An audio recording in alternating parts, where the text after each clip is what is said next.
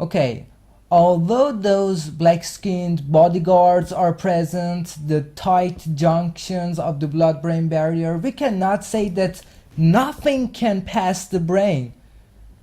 But it's impossible. Then, if nothing can pass towards the brain, how the brain gets the energy and the nutrients and the oxygen and water and etc. to live? So in all of these from A to F, we want to have a look at different things which can pass the blood-brain barrier. The first one are the water molecules. You know, they are small enough so they can easily pass through these tight junctions. The second one is for the lipophilic molecules. You know, the caffeine, the heroin, these are the lipophilic drugs which can diffuse into the lipophilic membrane of these tight junctions and finally pass. Okay, but it doesn't work for all types of drugs. Now let's have a look at the glucose and the amino acids and the protein and other proteins which have to pass just the glucose and the amino acids which have to pass the tight junctions. Okay, the brain needs the energy, as we mentioned. You see here that there are a specific type of transport proteins here. You see here, they have a specific affinity. You see this triangular shape towards these glucose and amino acids, and then they are in the vicinity and close to these proteins. A sort of an active protein transport of these molecules will happen to transfer and pass the tight junctions. Then we have the energy dependent internalization, you know, which works for the larger objects. The large molecules, they will be recognized by these specific receptors, okay?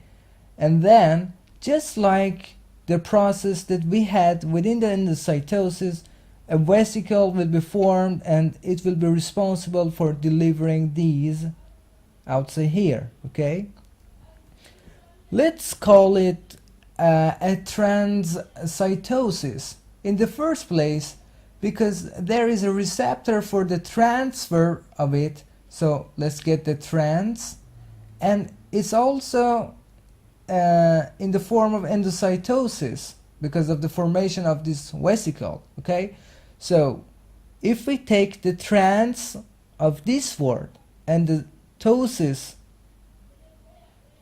and the cytosis of this word, we will have the transcytosis, which means that not only the receptors are here, but also the formation of vesicle undergoes and the passage of these larger molecules will occur.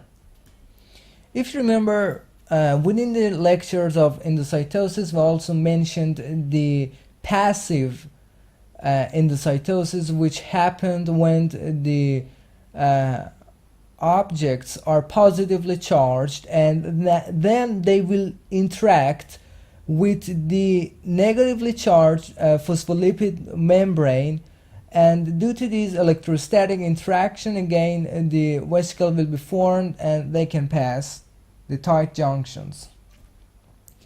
The last one that we want to introduce is really important. You see here the PGP, these are the polyglycoproteins, and the MRP and etc. This one is really important from the pharmaceutical point of view because many drugs cannot pass the tight junctions of the blood-brain barrier due to the presence of these, let's say, proteins. Okay, let's see what they do. As you see here, when a drug is trying to enter and pass through the tight junctions, they will be pumped back into the bloodstream due to the presence of these proteins, these polyglycoproteins, MRP, and etc. And this is an energy dependent pumping back. You see here the ATP is transformed into ADP and the energy for that is supplied. Well, please remember it, because this PGP is important for the rest of the lectures that we will go for.